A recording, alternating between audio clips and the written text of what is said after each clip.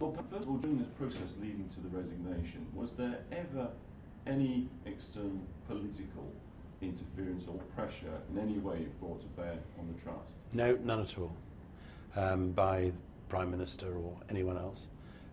There were one or two interventions by politicians who didn't seem to quite understand the nature of the charter which has set us up and given us our independence.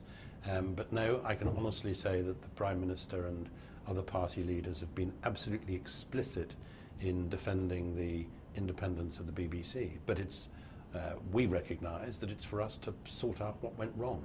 And would there have been a mood, or overt or covert, within the Trust to have sacked Mr. Entwistle if he hadn't resigned? No, but that wasn't necessary. We didn't, to be fair, try to persuade him to stay.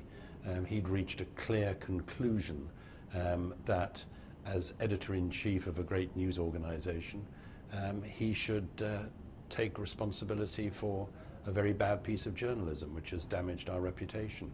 And I think that was a very honourable thing for him to do, a characteristically honourable thing for him to do.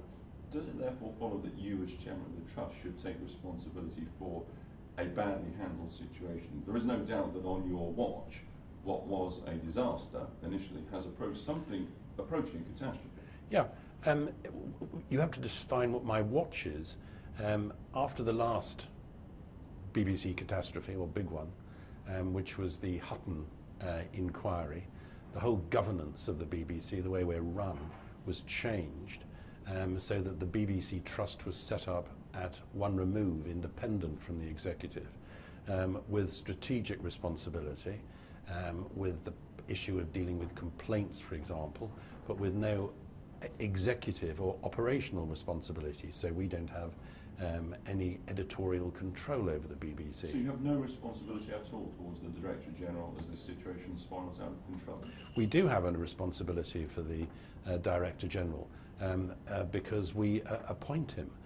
So I have a regular discussion with the Director General, but I certainly don't tell him what programmes to run or how those programmes should be managed. No, but I'm asking about you and your position in oversight here. Yeah. There are many people, and you well know this, who say that you should resign as well, because it is on your watch that this situation has spiralled out of control. I think my responsibility is to make sure that the lessons that are learned from this tragedy are put in place. I think I have to make sure that the two inquiries that we've undertaken, one headed by the ex-boss of Sky News, the other by a very distinguished former judge. I think we have to make sure that we implement those reports. Are you considering, or have you ever considered your own position? Yeah, I have considered my own position. Resigning? Because my own position is to make sure that the BBC learns these lessons. And let me come directly to your point. If when these inquiries have reported, people think that we haven't properly implemented their recommendations and haven't learnt from this tragedy, then I clearly wouldn't stay. Well, I tell you why they think you don't, because this has spiralled out of control, as we both agree, and then, on top of this, you've appointed someone to manage the worst journalistic crisis in the history of the BBC, who isn't a journalist, has no journalistic experience, and is actually new to the BBC itself. He's not particularly... In some of your own reporters are He's not particularly new to the BBC, and one of the things we will be doing today is to make sure he has the team in place to help him manage the next few weeks. He has zero journalistic experience. He's got quite a lot of journalist experience at the BBC, but not admittedly before.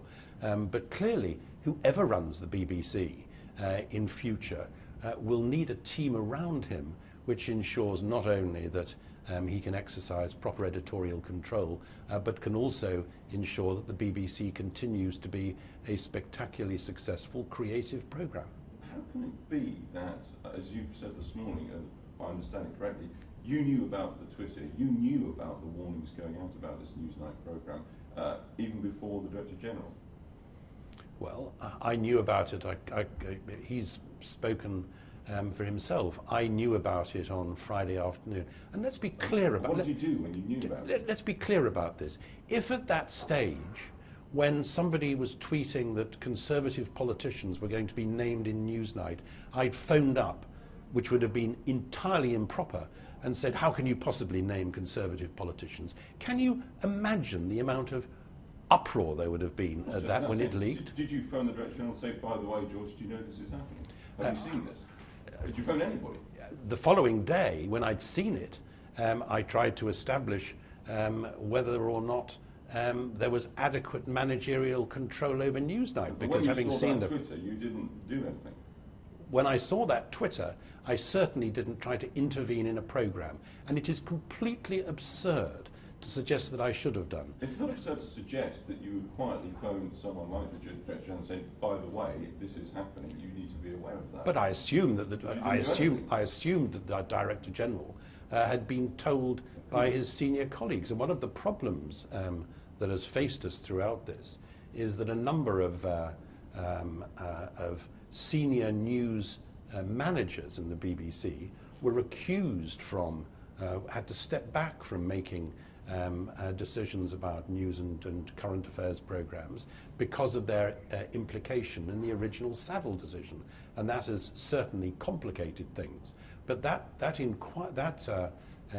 piece of journalism went through apparently every level of checks in the BBC, and it wasn't pulled.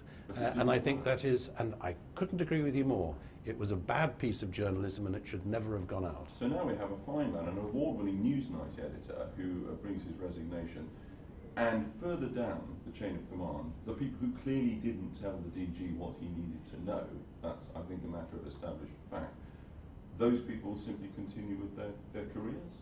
Well, we're looking this afternoon at a report into how that Newsnight programme was made. And we've also got other reports, as you know, by the former head of Sky and a distinguished judge, and they will involve us, I'm sure, those inquiries, in making some tough decisions, and those decisions may involve people's jobs as well. There is a feeling abroad that there may be a feeling but in the BBC, no matter how incompetent one is at one's job, it is virtually impossible to be sacked. Is that reasonable or is that not? That is unreasonable, and I think it's an astonishing thing to say about an organisation whose head has just stepped down. He wasn't sacked. Because of he wasn't sacked. He stepped down as an honourable man. And just tell me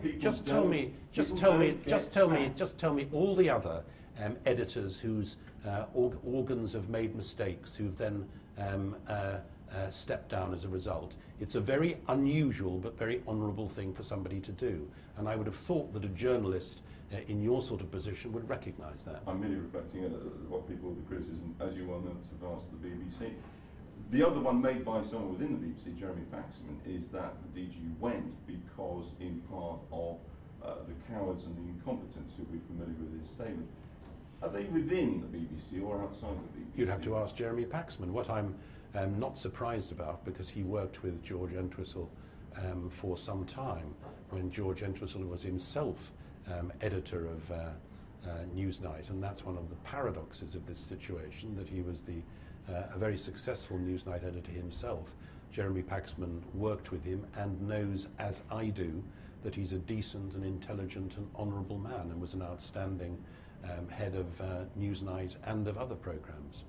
And the other point that's being made, you talked about radical overhaul. I'd be interested, it's perhaps premature to know what that is, I accept, but can you realistically be Director General of the BBC and Editor-in-Chief, where you cannot possibly know everything that is going on, and these situations are bound to rise? Do we not need a separate Editor-in-Chief in the organisation? Well, I don't think that any organisation like the BBC could possibly manage on the basis of two emperors, of two heads. But I do think it's a legitimate question to ask whether or not the BBC is so extensive in the range of what it does, from its technological interests to creative to radio and television to news and investigative journalism. I think it's a very reasonable question to ask whether we should make sure that the senior leadership structure reflects both the individual responsibilities of the person at the top and other responsibilities as well.